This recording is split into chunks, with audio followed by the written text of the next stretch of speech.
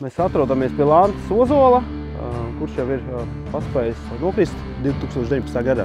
Tajā laikā viņš bija grandios, viņš stāvēja, viņš izstījās vienkārši kā liels vilzis. Viņš ļoti iespaidīgs jau no attāluma izskatījās.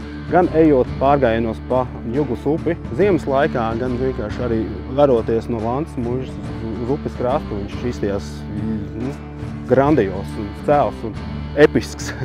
Lantas Ozols ir brīnišķīgs koks un joprojām ir. Es uzskatu, ar visu savu nogāšanos viņš izskatās episki.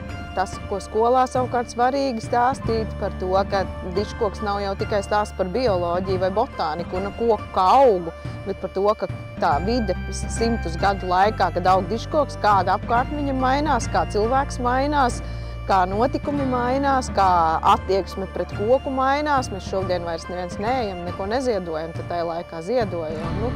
Caur to dižkoku stāstu var izstāstīt daudz dažādas lietas.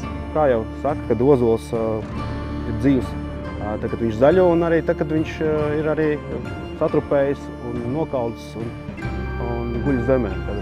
Lantas Ozols joprojām ir dzīvs. Tad arī par viņu var arī balsot.